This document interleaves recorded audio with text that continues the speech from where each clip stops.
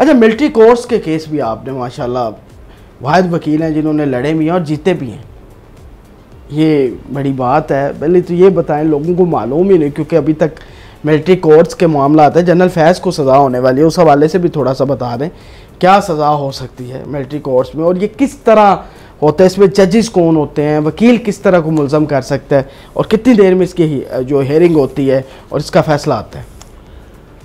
Military courts वाला इस वक्त तो रिजर्व्ड है फैसला फॉर डिटेल्ड जजमेंट। अनाउंस उन्होंने कर दिया कि मिलिट्री कोर्ट्स लग सकते हैं, पर उन्होंने जजेस ने अभी अपनी उसकी वजाहत करनी है क्यों, किस जज। जनरल फैज़ का तो ट्रायल हो रहा है ना? हाँ ना, नहीं वो तो ये सब उस फैसले के मुताबिक होना पड़ेगा।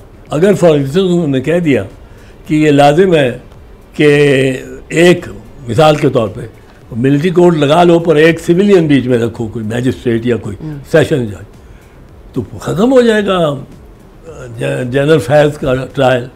मतलब अगर कोई ऐसा, तो वो फैज़ का ट्रायल भी subject to the elaborate decision of the detailed reasons जिसमें होंगे ऑफ द सुप्रीम कोर्ट। अब मुझे बड़ा शिद्दत से इंतज़ार है उस जजमेंट का, क्योंकि मैं एक ही सवाल पूछता हूँ कि ये सुप्रीम कोर्ट किस तरह जस्टिफाई कर सकेगी, ये जो मैं बात कर रहा हूँ, किस तरह जस्टिफाई कि फौजी अदालत बैठी का सुन रही है, उस फौजी अदालत के सामने कर्नल साहब बैठा है और एक तरफ मेजर है एक तरफ कप्तान है, ये फौजी अदालत, या ब्रिगेडियर के साथ और सीनियर कोई अफसर तो ब्रिगेडियर के साथ कर्नल और मेजर बैठे। अब ये सुनते हैं, गवाहों को शादते हैं, डॉक्यूमेंट्स देखते हैं, ये 9 मई के मिसाल के तौर पे उनकी तस्वीरें, उनको पहचानते हैं जो लोग इसमें ये कहते हैं, गवर्नमेंट कहती है कि मुलव्वस है, उनकी तस्वीरें का,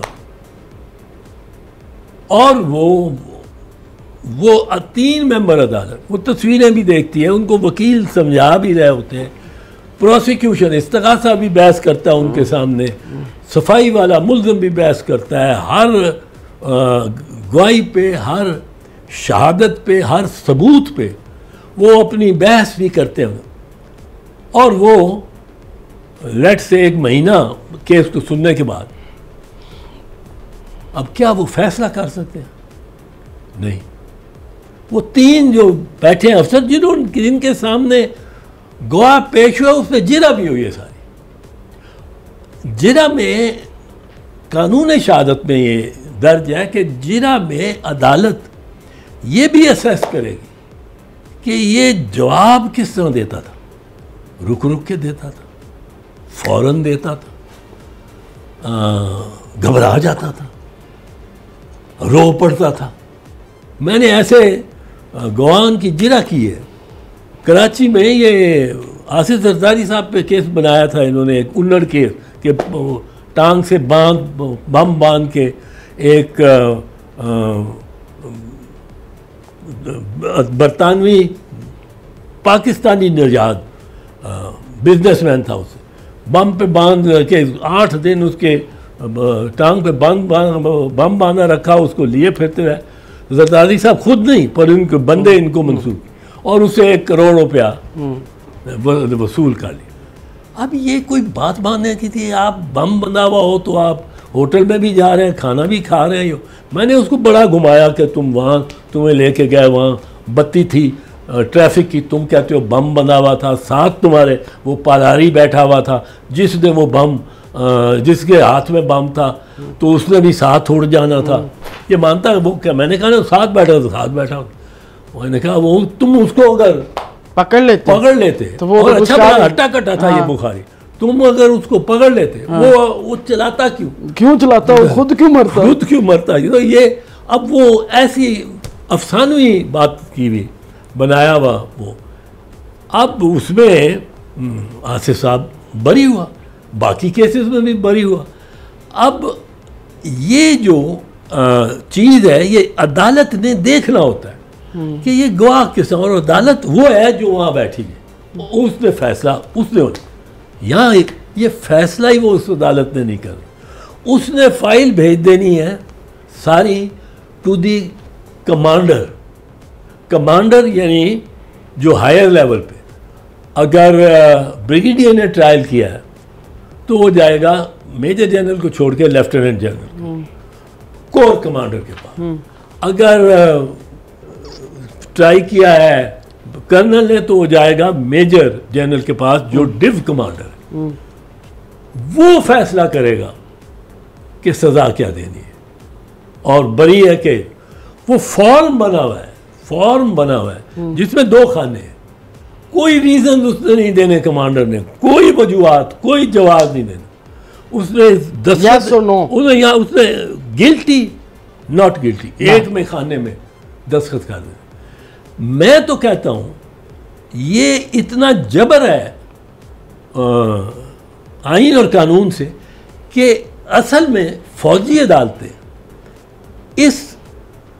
इस जरिए से किसी बावर्दी फौजी, बावर्दी हादर सर्विस फौजी को भी ट्राई नहीं कर सकते,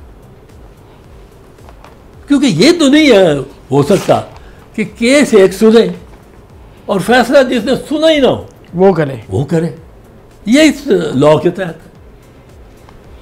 और इसको किस तरह सुप्रीम कोर्ट जस्टिफाई करती है, मैं इंतज़ार कर रहा हूँ उस दिन का कि जिस दिन ये डिटेल जजमेंट आए।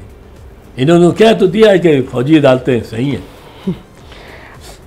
अच्छा सर, इफ्तिखार चौधरी साहब की बहाली से पहले जब आप कामों की मियां नवाज शरीफ साहब की गाड़ी में बैठे और अपनी वाइफ को कह दिया था फ़ोन करके कि अब मैं बम प्रूफ गाड़ी में बैठ चुका हूं तो परेशान होने की ज़रूरत नहीं है, तो उसी दौरान एक ब्रिगेडियर की कॉल आती है, आप सुनते हैं कि क्यानी साहब कॉल पे हैं और आपसे बात होती है, नवाज शरीफ साहब साथ हैं, तो वो क्या बात होती है कि वज़ीर आज़म साहब का भी ख़िताब है वो सुन लें, तो वो थोड़ा सा बताइएगा। वो हम ये 15 मार्च 2009 की बात है कि हमने ये फैसला किया था कि हम वुकला मार्च चली करेंगे और हम मियाँ साहब ने ऐलान किया कि वो भी ज्वाइन करेंगे। मियाँ साहब ने ताखीर बड़ी की और हमें खाना था खामों की में ज़ियाफ़त और डरे भी हुए थे कि आगे पुलिस वो एक 2 चीज़ें थी। एक तो खाना था रियाज मलिक के, रियाज मलिक वो शदर्रे से उनका वो बैरिया वाले नहीं शदर्रे में उनके शदर्रे में जो एमएनए थे। अब उनके घर वो रुक गए, हम आगे जा रहे थे। उन्हें डर भी था गिरफ्तारी का, वो आगे नहीं, वो एक हमें इतला मिली थी कि कामों की में पुलिस जो है, पुलिस बहुत आई हुई है। और यहाँ मुझे तो पर्सनली किसी ने फ़ोन किया कि तुम्हें पे हमला होना है, तुम पे हमला होना है। और वो अब हमने कहा कि अब होना है हमला तो चलते हैं, पहुँचते हैं।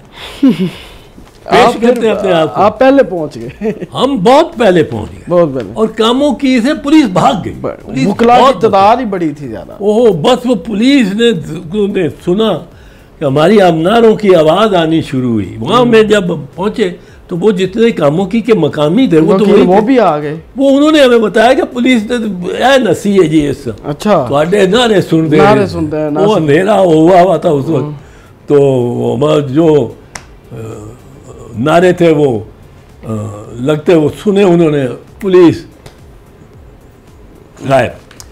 अब हम वहाँ पहुँच के मियाँ साहब को फ़ोन करते रहे कि हम ये कामों की पहुँच गए, कामों की क्लियर है।